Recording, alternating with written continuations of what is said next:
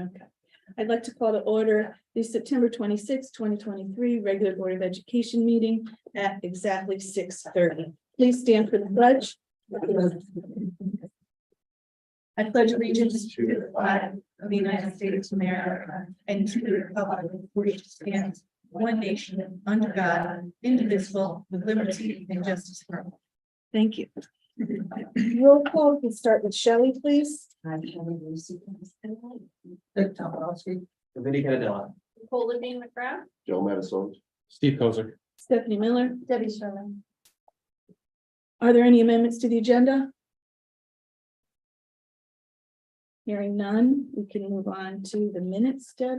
Motion to approve the September 12th, 2023 Board of Education minute. Second. Second by Joe. Are there any amendments or comments? I'd actually like to table them, only because the count of the votes were not done on the minutes. It just said With what vote? any of the motions, when we did the motions, Oh, they were not done the way we would normally do them, so I Okay. would just like to actually move the table. okay. So then if you're moving to table, do we need a second on that? We need to actually pull back the approval. So I'm gonna rescind. Well, my- why don't we just oppose it and then make a motion to table it? Okay, so all those in favor? No one. Oppose?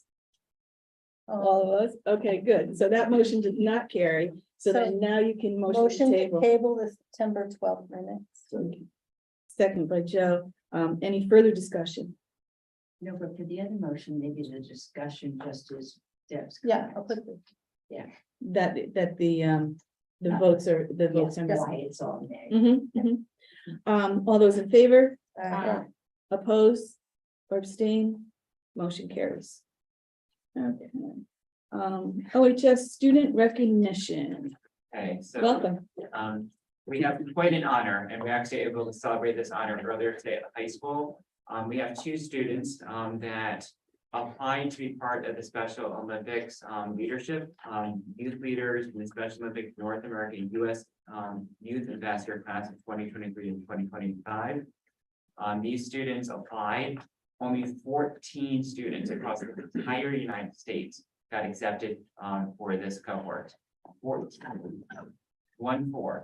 We had two students, never before have two students from Connecticut been accepted into this program, let alone two students from the same high school and the same town. We talk a lot about being inclusive and talking about bringing students and adults together, regardless of diversity, regardless of ability. And this really symbolizes the type of environment that we want our students to be in elementary school through high school, and for two students to have the courage to apply to participate in this, the risk taking to do so, the inner confidence that they can do this work and then be accepted is just flat out amazing. And we are so proud that Freddie and James did this. We were able to, as I said, to honor them at high school this morning. There's a state of Connecticut proclamation that honored them, and we're honoring them tonight. So Freddie and James, can you come up here for a second?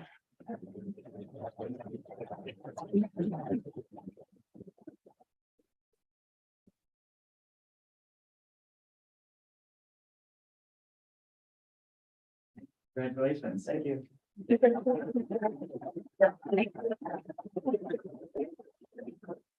They just stay in the middle here. So not to put you on the spot, but so what does this entail? You know, and it's gonna be all of this new for you.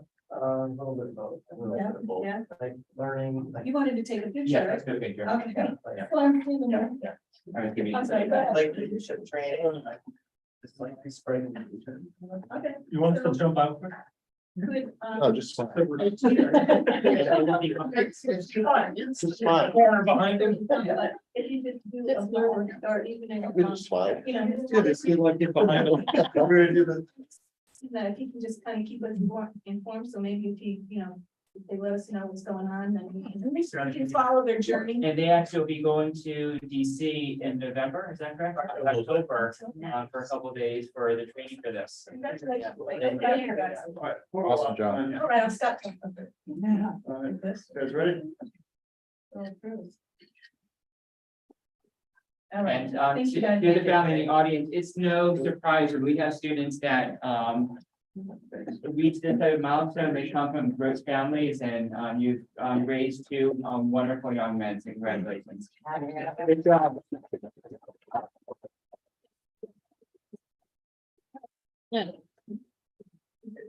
Nicely done. You don't need to. You're welcome to stay, but you don't have to. Audience of citizens, is there anybody who would like to address the board? You know, we're in our new room, so if you can just go to the podium, we can all hear pretty well, so you don't really need the microphone. Take care. Thank Thanks so much. Have fun. Congratulations. Have a great night. Anybody want to address the board?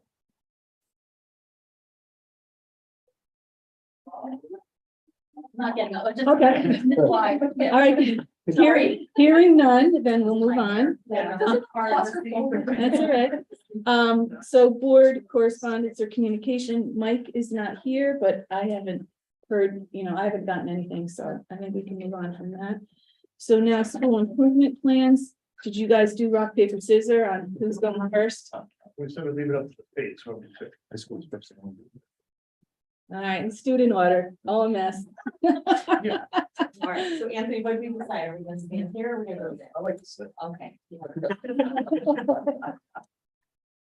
I did labor put the table and chairs together with a place for you to sit, so feel free to use it. All right, wonderful. So, hi, everyone. Hello. So, I hope you guys had a really good summer, and I'm glad to be back here talking to you about the new school year. So I know you all have a draft of my school improvement plan. So I'm not going to take you step by step. I'm going to talk a little bit about the opening of school and then sort of higher level ideas about the goals. And then if you have any questions, you can stop me or you can ask me as we go along, okay? So the opening of school has gone really smoothly, despite the challenge of not having a school counselor. So the first few days of school were a little bit chaotic in terms of Ellen and I were doing a lot of schedule changes. I've become a pro at Power School Scheduler now, which I never thought I would be, but Ellen was already pretty good at it, but she showed me the ropes. But we are, still on the hump for a school counselor. We do have a prospective person coming in on Thursday that we're hopeful about, but that's been a little bit of a bump in the road, not having a counselor to depend on to do a lot of that beginning of the year. Oh, they're in the wrong level. Oh, we want to switch this elective. Oh, we want to do this. We want to do that, but we're working through it. We, of note, to start the year, we held a really well-attended open house early in the year. It was on September 7th. And the teachers have asked for this the last couple of years for it to be early because they set up expectations, the parents see their faces early on, and it's just a good way to start that parent-teacher communication early on in the year.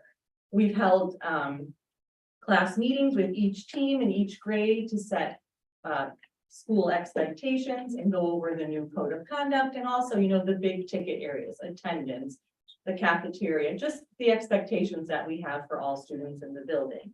We also held internet safety presentations for each grade level last week. Scott Driscoll, who's a retired officer, came in and spoke to students.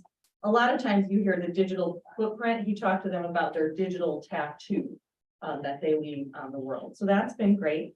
And we have a newly formed, so all of our athletics are off and running, except the rain has really, soccer, I feel so bad. They haven't been able to have a game yet because it's just rain. Every time it's time for a game, it's been raining. And so the other field gets canceled or ours gets canceled. But what I'm really excited about is we have a newly formed cross-country team. Last year it was intramurals, but this year we actually have a team that's going to compete in meets, and it's another 20 students that have an after-school activity to participate in.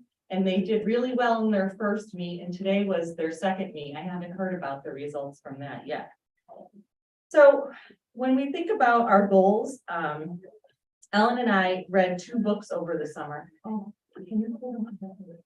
So we read 2 books over the summer. I'm sorry, I was going to have them as my props.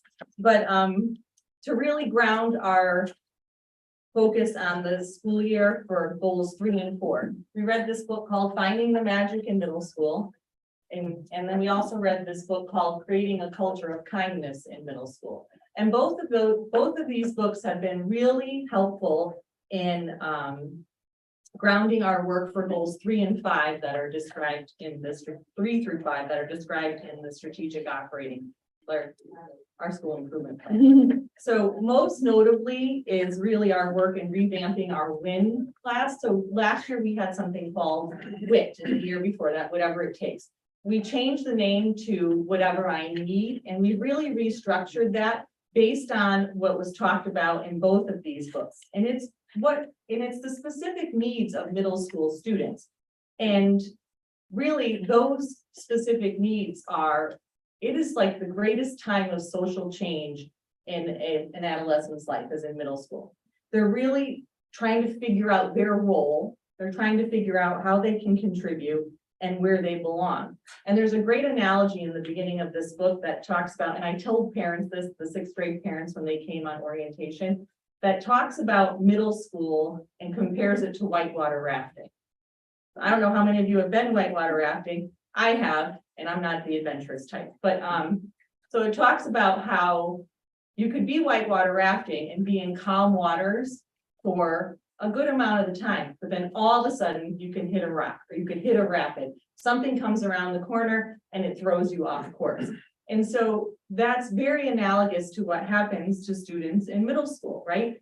They have unforeseen obstacles that they've never faced before. And so part of our job is to help them with that. And so we've revamped our WIN to really address those twists and turns of middle school. So on Mondays, we focus on executive functioning, lessons to help students get organized, their study skills. I saw a group out organizing their lockers yesterday.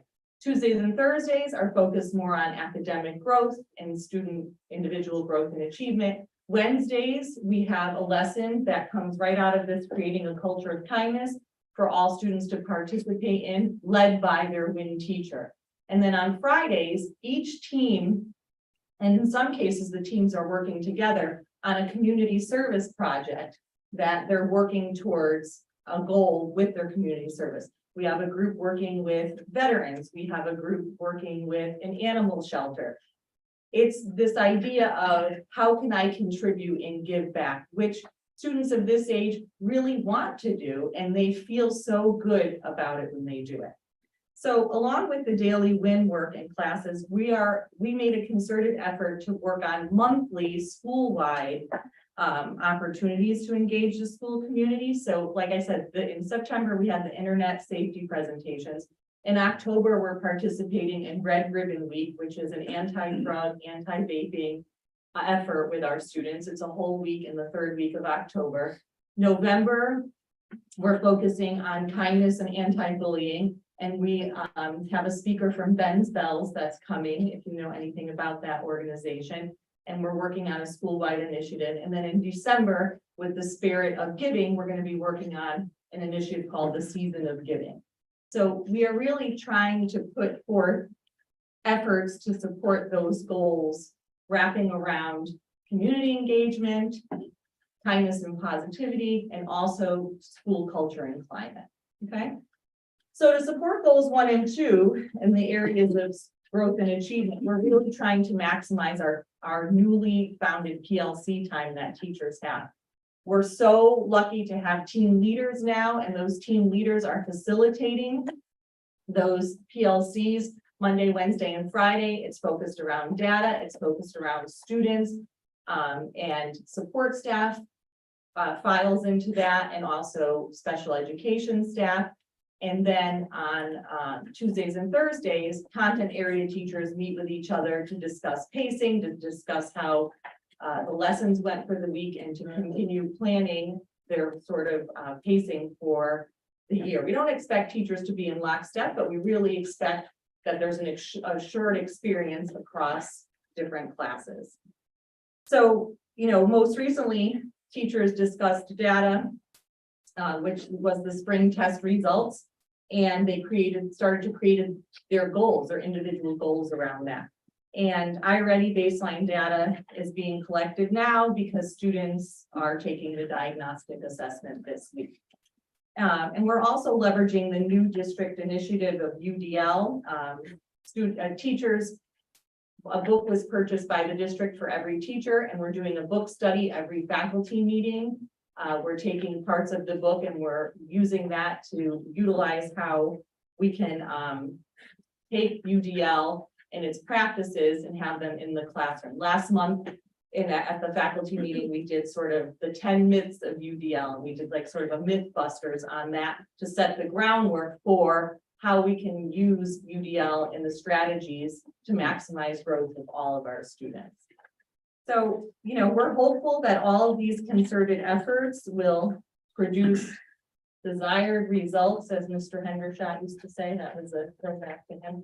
But we're hoping that that is what we'll see this year. So what questions do you have? I have a quick question. Sure. So you lot going on. It sounds fantastic, and obviously a lot of organization and to do that. So how was the launch of your new schedule? I mean, were there any major changes? I mean, I know, with the block scheduling at the high school, that was a major change, but it sounds like exactly what you needed, that you needed the time in order to organize all this, to have these school-wide things, because when you talk about WIN and you talk about those things that are going on in WIN, obviously those are those planned as whole faculty, or are you and Ellen doing it, and then? A little bit of both. Our team leaders work with us. We have monthly meetings with our team leaders, so we're talking through a lot of that with And they them go as to- well. And then they disseminate to their team. So that the model seems to be working well. I think one of the adjustments is the AV schedule for unified arts for electives. So that we did that so students could be in more electives. But it is, when you think about executive functioning, is today an A day or is today a B day? That took some getting used to with everyone, even staff.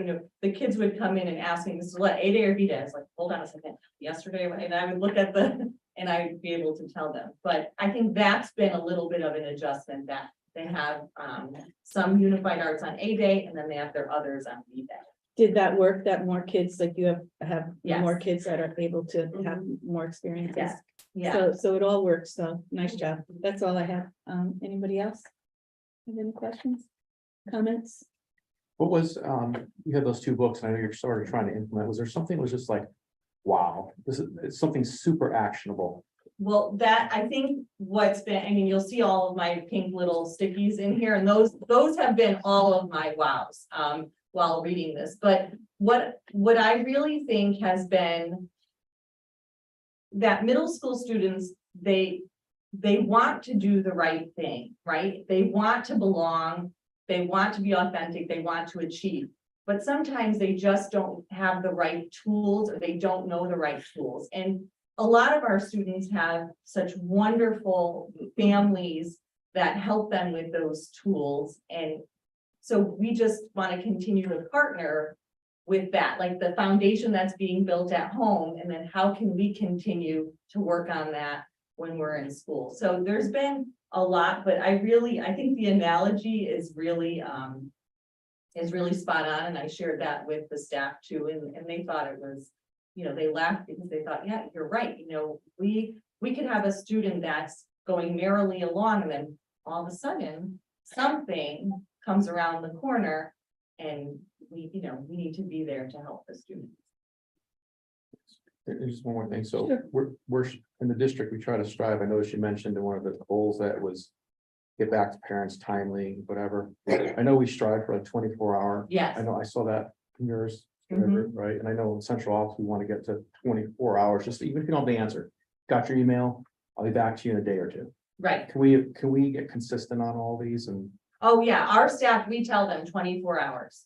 We tell them that they need to get back, even just like you said, even if they don't have an answer, for the parents, they need to get back to them saying, I will look into this for you. And I do have to say, because we've had to take the role of school counselor, we've tried to be really diligent in parents looking for schedule changes to get back to them within 24 hours to say, I might need a day or two, but okay, I'm gonna look into this for you, talk to your student, and we'll make that happen. So you're on the 24-hour page too. We are, I just know because you outlined it in your yeah, metric. but we're the same. Nicole? You listed 2 books. I got Creating a Culture of Kindness in Middle School. What was the first one, Sylvia? This is called Finding the Magic in Middle School. Thank you. Tapping into the power and potential of the middle school. Doesn't look like anyone else have any questions, so All right. thank you guys so much. Yeah. Have a Thank you. fantastic year. It sounds like it's off to a good start. Thank Nice you. job. No.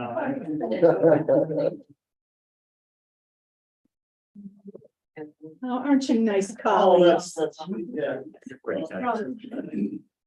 So, as you see, Ellen is here tonight. I did tell Stephanie I would tell you the truth of why she's not here. We had a JV soccer coach resign, so she's taking slack. She said it came tonight. And I She's appreciate, coaching soccer? well, if we can get somebody to take the place, we will, they're hard to come by. So Wow. she was a three sport athlete, but well, she played softball in college, but she was she was a college athlete. Mhm. That counts. Ian. Yeah, absolutely. I like to say I played baseball at Division I school, but it was a club team. We didn't have a real baseball team. but Sorry. it's Not a lot. But you didn't have to have that other part. Baseball, I should end it. In the G1. But anyhow, so very similar to Sylvia, we changed our schedule, like you know, and initial feedback is quite positive. I haven't had anybody, storming the gates yet.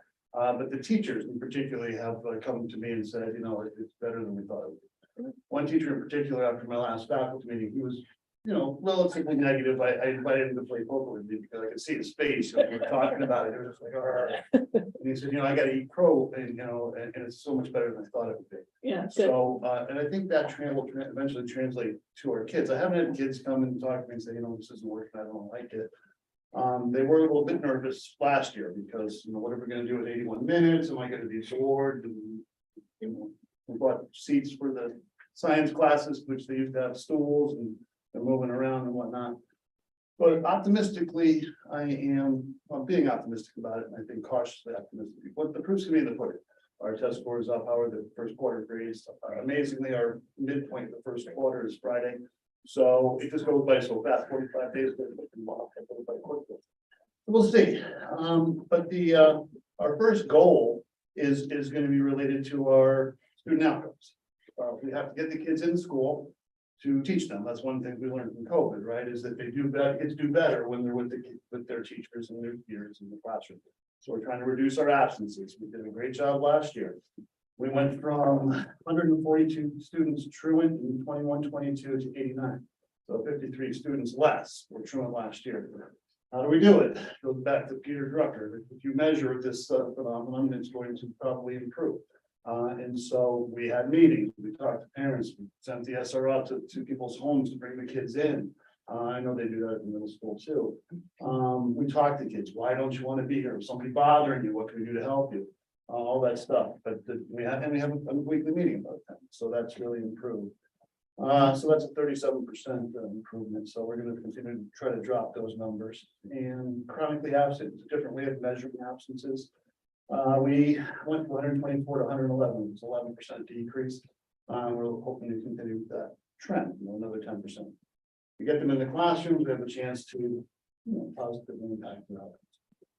And then for our major measurements for the high school are going to be the SAT and the NGSS, which is the science test in 11th grade.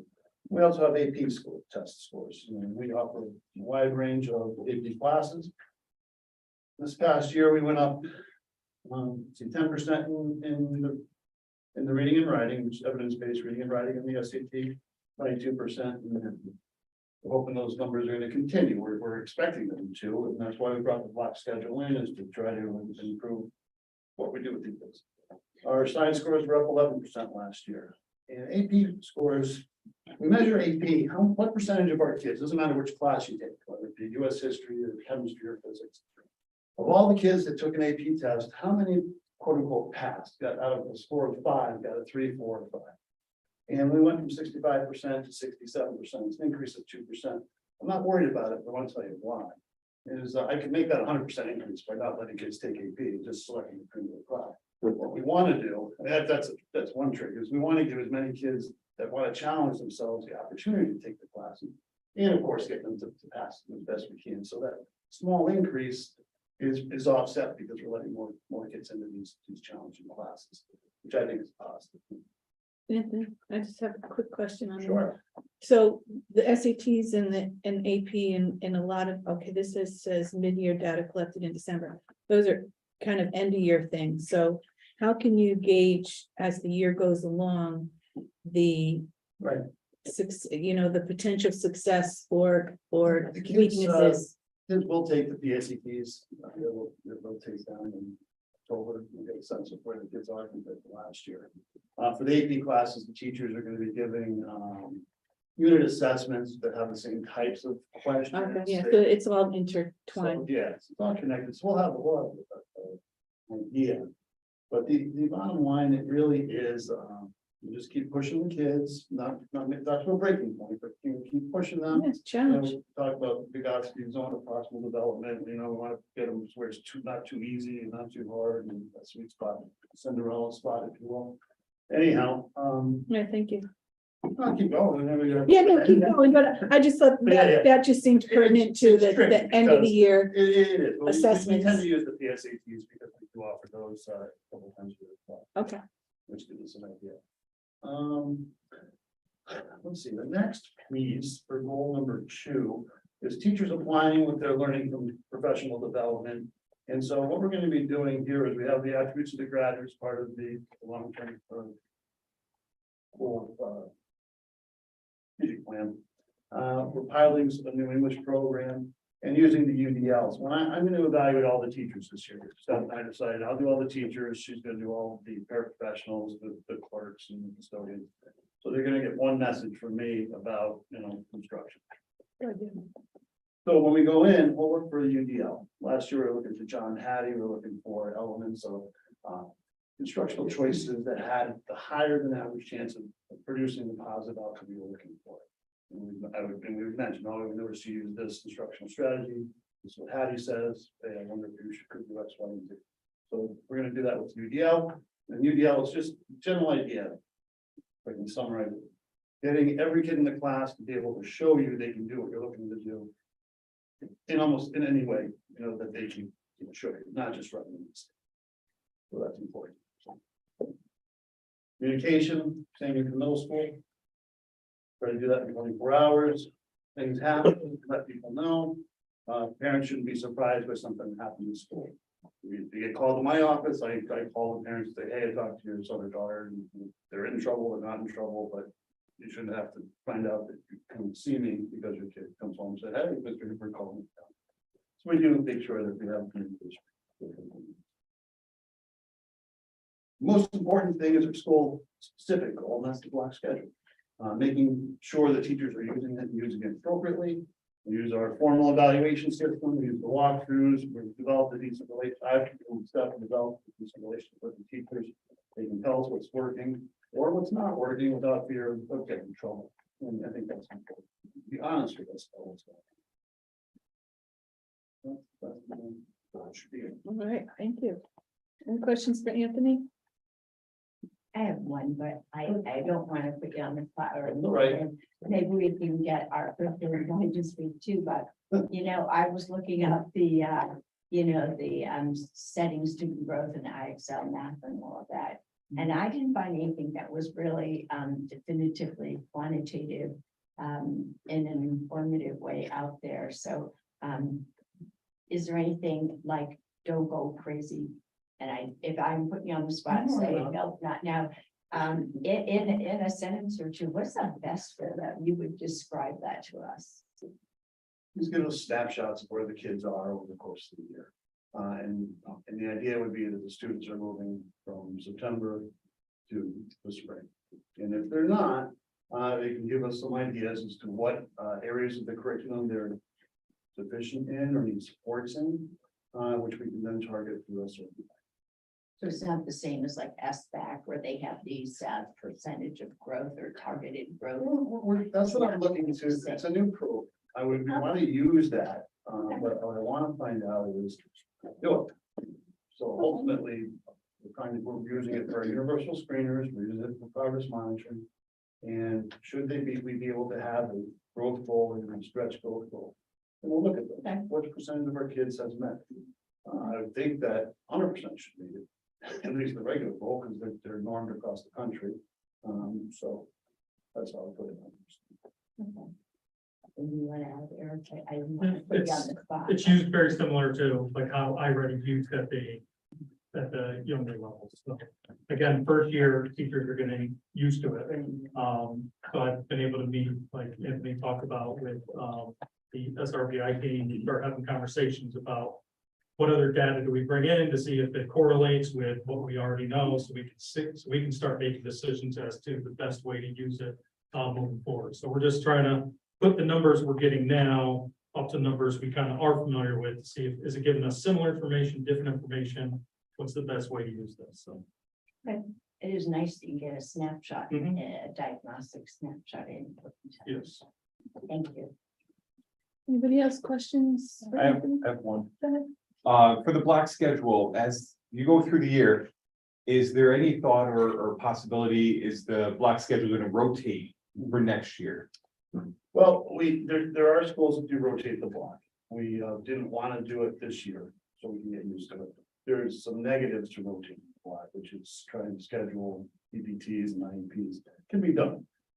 So I guess what I told my staff is there's all sorts of things we can add to this. Minis, half block classes, say move our PE to 40 minutes instead of 80, and PE and health, 2 separate classes in 80 minutes, all sorts of things.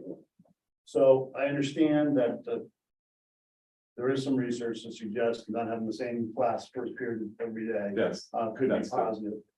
So it's something that we just said we're gonna push off into the future and see how things go the first year, but we do have a scheduled committee that will convene in the second half of the year to look at how things are going. We will discuss that. Great, thank you. Anybody else? Hearing none, thank you so much. Thank Thank you, you you. guys. Nice job.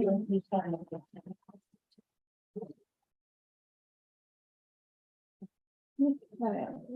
Report of superintendent. Good evening, everyone. Hi. Thank you. So yesterday we had a little bit of an issue with weather. We actually had a tree that fell on a power line that interrupted the power to go into Quaker Farms. So around 10:30 or so, 10 o'clock, the power went out at the school. Generator kicked in like it's supposed to. We had power throughout the building. Bathrooms had lights. Obviously the generator, not everything in the building is going to be fully lit. So what was supposed to be lit was lit. I had a quick conversation with Rachel. She assessed that everybody was safe, that the temperature in the building was okay. She did for the building. Everything was in acceptable range to keep the students there. Around 12:15, the generator stopped working as it was supposed to work. Most of the power in the building started to go. Bathroom light stayed on, and you still had some lights in the building, but it was not at full capacity. We contacted the company that maintains the generator, and they're based out in New York. And they were set to send somebody really quickly. I had a conversation with All-Star to see if we're able to scramble students home to do an early dismissal. By that point, it was a matter of minutes of can we get the bus drivers back, get the students from Quaker Farms home, and then get the buses back to the high school to do a regular dismissal at the regular time. Or if we did this, would we need to push all the dismissal time back to the schools later in the afternoon? I then hopped in my car. I was actually off work yesterday. And I drove up to Quaker Farms and I did a tour of the building with Rachel. It's around 12:20. And every classroom was light enough, there is enough natural light from the outside. There's not any situation where there's any room outside of the gym and the music room and the art room that were necessarily darker. So Rachel had previously moved those rooms in other locations of the building. Every bathroom still had emergency battery lights, so bathrooms students were able to use. They had hot lunches because the cafeteria was fully on the generator, and the third wave is what was interrupted. So she had worked with Whitsen's to get lunches warmed and brought over from the school over to Quaker Farms. So we made the assessment around 12:20 that we'd be keeping the students in the school the rest of the day. We felt if it did get darker, worst case, we could always move the students next door to the middle school at that point, just because timing it was difficult to get the students home by then. We got lucky temperature wise, since it wasn't terribly cold outside, the building wasn't necessarily that cold. It was an acceptable range. And as I said, I did a tour of the building, talked to teachers, talked to students, everyone felt safe and comfortable in the situation they were in. Rachel had drafted an email that I asked her to do to send to parents, let them know what happened. She was planning on sending it, getting ready to send it, and around 12:30, the power came back on. So the power ended up being out for about 2.5 hours altogether. As I said, I did a personal tour of the building, and all students and all staff were safe and comfortable during that time, and learning continued. They just didn't have smart boards and computers up. They were reading to kids, and kids were continuing to learn and have lunch and everything that they typically do during the day. So everything turned out acceptable at the end. But it's the nature of the power comes into that road differently than it does to Great Oak and it does to the middle school, which is why the power was shut off in one building and not to the other schools on the same road. It turned out that there was nothing wrong with the generator itself. It was electric panel where the generator feeds into.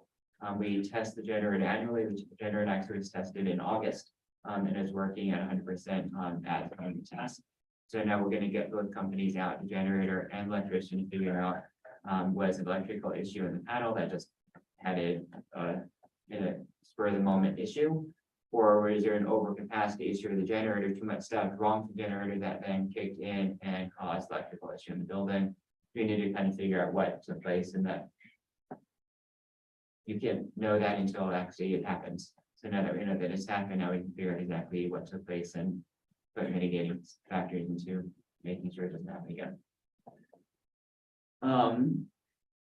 We're going to learn more as the year progresses on the Advocates of the Graduate. We've developed a board of schedule, a rotating schedule for the administrators, 2 admins per school, or 2 from 2 schools will present each the Advocates of the Graduate, and have an opportunity to talk and showcase student work. So you can get a sense of, okay, not only what is the attribute, what does it mean to be a critical thinker? What does it mean to be an effective collaborator? What does it mean to be a communicator? But also then, what does it look like for student learning? You know, what are students doing, demonstrating that that work represents a critical thinker, and how are we assessing in terms of the rubrics that we've been developing? So the idea is for 2 admins to come in, and we rotated the schedule. So one the evening might be Quaker Farms, and at high school, another might be at middle school, Quaker Farms. The first 2 admins will kind of give you an overview of what the entry to the graduate is, and then do a small little showcase of what the student work looks like. And then the next meeting, the next 2 schools will come and do the showcase of the student work. Also talk a little bit of what the attribute of graduate is, aligned to that specific grade level, but you already have kind of an overview of what the attribute means from the previous presentation. So you develop that schedule for the entire year. So as by the end of the year, you will have seen all the attributes of the graduate and student work. It's also a way for us to get samples of student work to see students in front of the board, so you can see that for the course of the entire year. One of the goals that the policy committee had was developing a policy or a revised policy last year on finances. And that we wanted all of our fundraisers or any payments to be digital. And that's actually a goal from the finance committee, of collaboration between finance and policy. Well, the system that we use is called My School Bucks.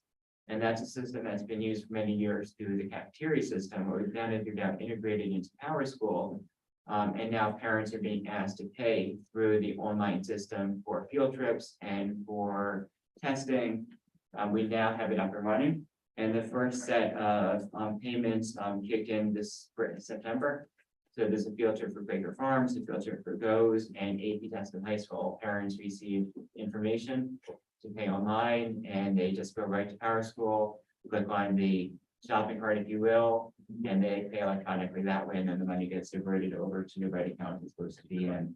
So that was a major check in terms of accomplishing what the finance committee and the policy committee had asked us to do. And thank you for the business department, work in collaboration with the IT department, to make it happen. Does there need to be any change in our policy to reflect that, or, We had done the policy back in the springtime. okay, so that's all set. That, they had laid the groundwork for that work.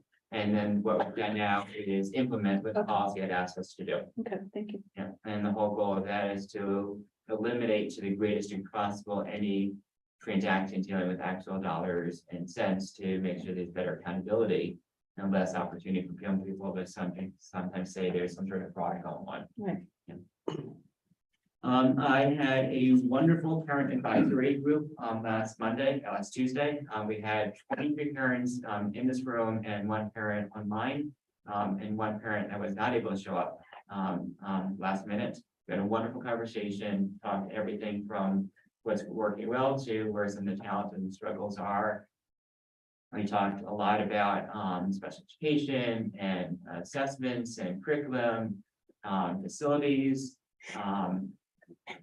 homework, professional development, staffing, that everything you could think of. We had a very good conversation back and forth, answered some questions, and as the year progresses, there's a schedule for the year. We're meeting once a month.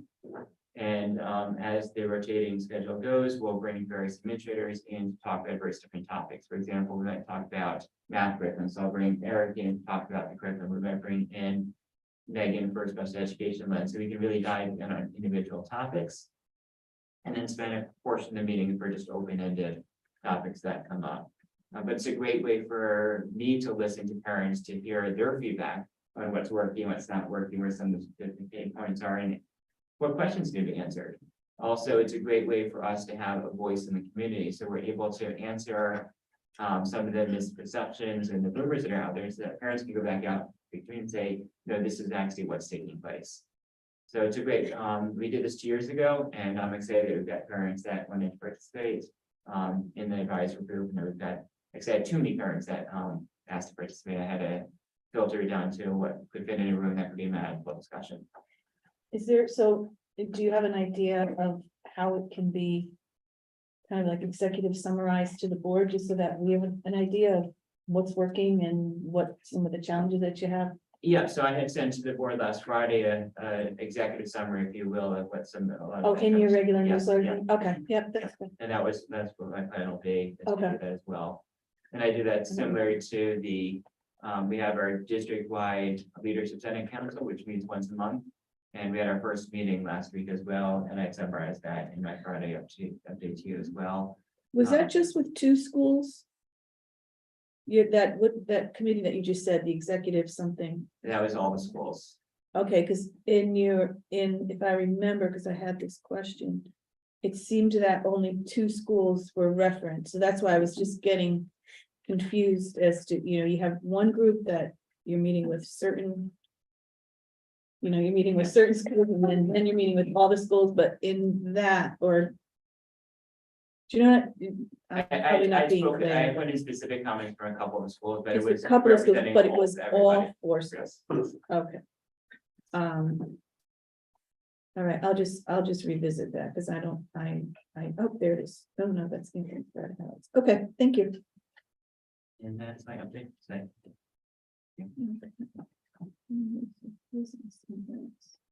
I'm just, hold on. Oh, then you have to go to from the desk, so this is when you have curriculum, special education facilities. Then you click on from the desk of the And superintendent. that's my newsletter to staff. Okay, so, Which, by the way, we So started. Friday update to the board, Stephanie, had this. Yeah, stuff, this and is it was- this week's- It was Quaker Farms heavy, but he's saying it covered all the Right. different schools. yeah, I might not have this, I might not have the And you'll notice in my staff newsletter, I started a new feature last week, which is a video interview with new teachers. And I did a second interview today, so I'm trying to find ways for new teachers and new staff to be introduced to the rest of their colleagues. Short, little tiny 2 or 3 minute video, and the teachers that are open to it, I'm putting those videos on social media so that families and community can also get to know the new teachers as well. And eventually I'm going to tie that into existing staff members, and I've also asked Kristen Collins from CEP to see if her students are interested in actually doing the video and doing the interviews with the staff to get them. It's a great life skill for them to be able to communicate and to ask questions of adults. So our first one is in the newsletter last week, and the next one will be in this Friday for staff. Someone keep that going, and just to also fits in with our UDL concept of here's not everything via text, but here's other ways to engage in the content that we're sharing with our community. Okay, thank you. Any questions for Dr. Miller? I'm still looking for that, so maybe you can show me it later. Isn't this it? It's in the body, right? 22. Oh, I'm on 9:15. Okay, I'm on There was the some feedback after. from the Gotcha. parents. okay. Unsolicited. 9:12. There we go. I'm on the wrong date. There we go. All right. Thank you. I'm good now. Okay. I don't have anything to report. So subcommittees, Joe, facilities. We met tonight, update on the bathrooms at the high school. We're trying to, ran into a couple delays, but we're getting off the ground finally. So hopefully we'll start breaking ground on that soon. Talked about the playgrounds that were purchased as a capital project. They're on order, so that hopefully as soon as those come in, they'll start to be installed. There's several issues going on at the middle school with HVAC. There's a lot, from what discussion took place tonight, there's a lot of design issues that was happening that caused a lot of issues with some of the mechanical equipment. And I apologize. The other issues possibly that's going on with that is there could have been some maintenance issues. And there's also some issues still with the roof leaking. They're trying to address with that. So, and then there's some other environmental issues that have been raised. So, but other than that, nothing else to report right now. One of the the building committee had requested that we approve the building project at our board meeting tonight, but the committee made a decision that we wanted to push back and say that there's still ongoing issues with the building that we're not ready to say that the building is ready to be accepted at this point. So that memorandum that's on there, we're tabling it or. Yes. Yeah, I have listed as a potential motion based upon how the facility committee was going to recommend that. The decision was not to recommend that the board this evening approve that. So I'll give the building committee a call tomorrow, let them know that we're not ready to do so yet. I mean, there's just been a whole host of stuff from, the baseball field not properly draining still, for one example. There's still a lot of stuff going on with that parcel, so. Because if, let's just say, if we did say, okay, we accept it, then anything else beyond that would be our responsibility. I mean, we've been incurring costs because of it, but, Yeah. it's still a problem based on the conversations tonight. There might be some design issues with the engineer and the architect that, Okay. I'm not comfortable assuming. Yeah. So, Yeah. Who's the next, is it another third party has to evaluate, it's a design for one, will you say fix it or I mean, what? right now, it's turn it back over to the middle school building committee and let them figure it out. Well, I mean, but just generally, you think that's the course of action, they get a third party? I don't think so, because I mean, based on bills that have been accumulated, and anybody in the industry can look at it and say, we're addressing it, and this should have happened. Year 1, year 2, and here we're year 3, and we're still rebuilding stuff that we already rebuilt once, so. I mean. I have a quick question. And I don't need an answer tonight, but Rob and I had like a 2-second. I asked him a question about it, but the first time I'm asking you, Rob, Joe. Has anybody done like an ADA walkthrough, the booklet that I had sent to you, Rob, on something else we were discussing? Did anybody do that ADA walkthrough to make sure that before we sign off on the middle school, that it fully complies with all the requirements in the booklet? No, but and we can do so. I've got to imagine that the building was designed for ADA specs at the time, that they wouldn't have been able to get through building code without doing that. I think the bigger concern are the older buildings to make sure that as they go through renovations, that they get handled properly. Yeah, the NFP life safety codes would have had all that ADA stuff built into, that would have fallen on the building inspector and accepting the CO for the building, so. Well, sometimes they're pretty detailed, what was it, 144 pages or something, it's pretty detailed. And the one I sent you might have been renovations, but a new building would be even more rigorous. And I just wondered, it does fall back to the architect, obviously, and the building inspector to get the CO. But the other second part of the question is, given the various disabilities and abilities of our students in district beyond the ADA standards, are we sure that we can, make it fully accessible? Well, the ADA standards should cover it, but in case they don't, for any of the students we currently have, or that we envision coming up from 1st to 3 and, preschool programs. But, that was something that when I saw the memo, I thought we should really make double, triple sure before we sign off on it, that we've gotten those things, checked off. Sure. Any other questions? Okay, curriculum day? We haven't met since the last meeting, when we, first 2 weeks of October, Thank you. Policy, Nicole? So we have not met since the last full board meeting, but we do have a meeting coming up. And as I mentioned last time, Shipman and Goodwin put out a summary of all the latest legislative changes. So we'll have to schedule a call to figure out what is the priority, and we'll work according to that. And Mike, finance? We had a meeting on the 19th. We went over a very extensive and detailed report. I Thank you, think it Howard. was, is it 81 pages? 71. Sorry. Every time I'll tell it. It's gonna be hard. Add a little more. At 300 pages. Right. We discussed we went through it. We looked at the approach. I think we're looking to blend a little bit of what we had in the past We've now done. with some of the details. We do like the details when we need to dive into them. But it was a very good meeting. Things don't get too exciting until we start hitting budget season. I think in the next meeting or two, we're gonna set the schedule and get the ball rolling on that. That seems to be the bread and butter for us, but we went over summer spending, went over what we did, what was accomplished, what was in process. I think we have one open position, the guidance position at the middle school is currently, other than that, we have filled our staffing, which is impressive, seeing the state of this, the state and the country, that we're able to kind of fill our openings.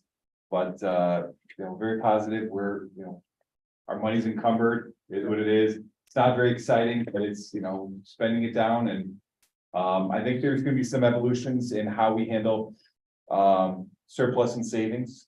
If we find a way to start, looking for savings, we're gonna look to save, but also spend down that, not wait till the end of the year to do it.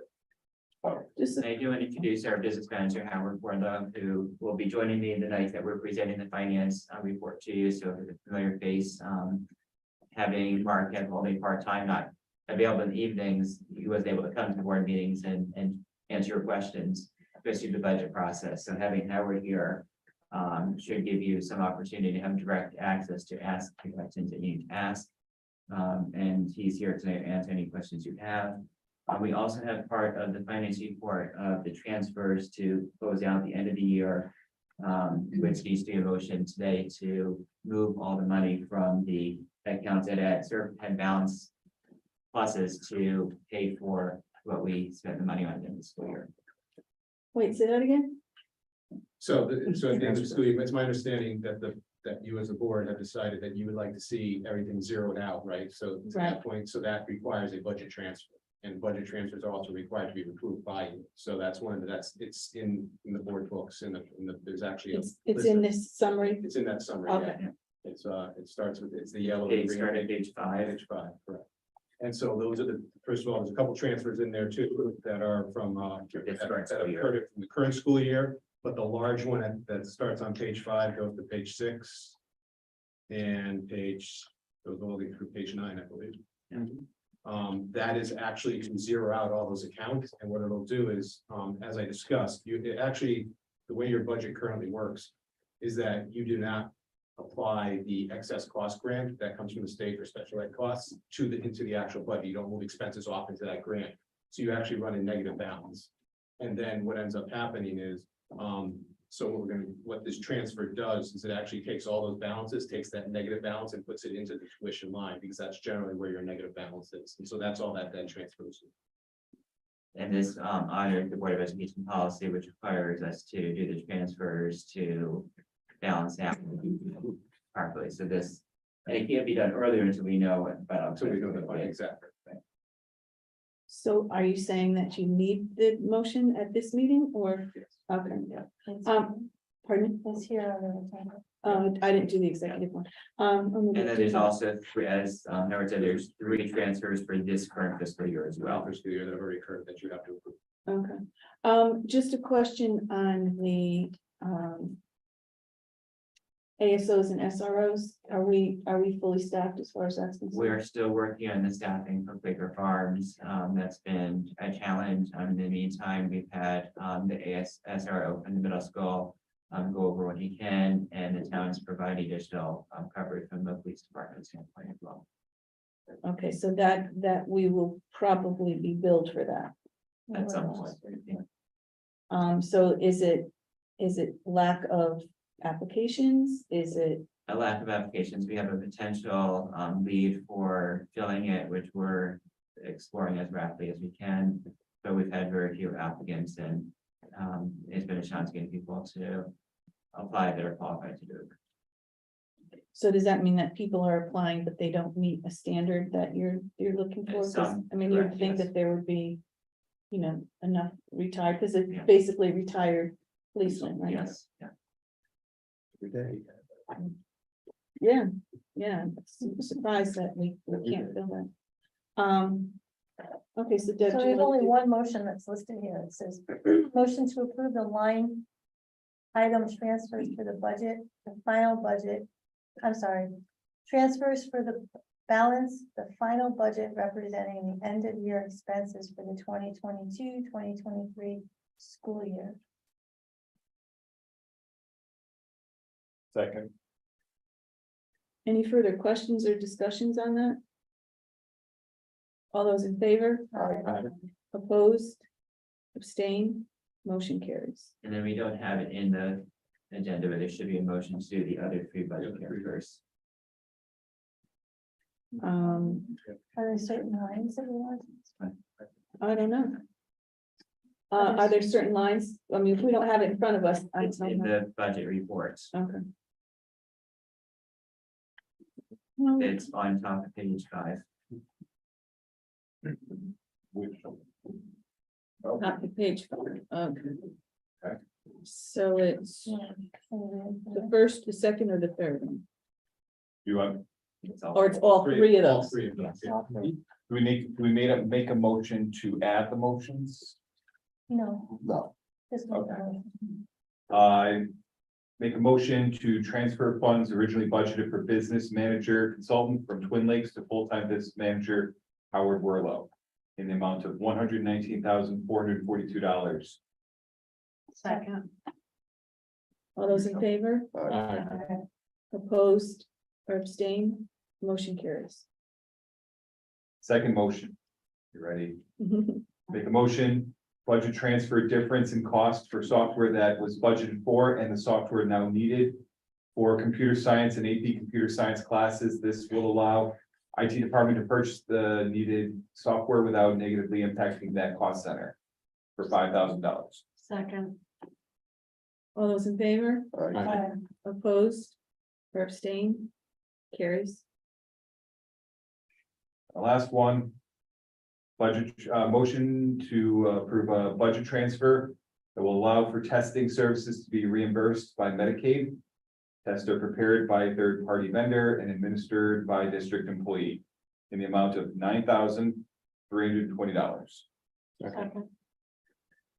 Question, when you say, are those tests done by our school psychologists and our social workers, or what tests are you talking about? Do tests that relate to. It's in the special education area. It was in Pardon supply, it was in the special education area. I'm trying to recall what I was told. So it was in the special education area. They were actually in the supply line is where they were. But by putting them in the supply line, you can't get them reimbursed from Medicaid. By moving them into this purchase, because we're purchasing these tests from a third party as it states. Therefore, we can get this reimbursed. So it's actually a cost savings to the district to actually just do this transfer and move it into the purchase services. I mean, I don't know if you know this, but have we done that before? No, We haven't been applying in prior years to the Medicaid as we're supposed to. We started that last year. We have done a service, but it's been a whole initiative to try and get them properly. This is one of the steps. Any other questions? All those in favor? Aye. Opposed?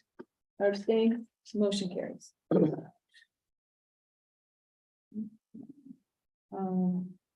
Anything else from finance, Mike?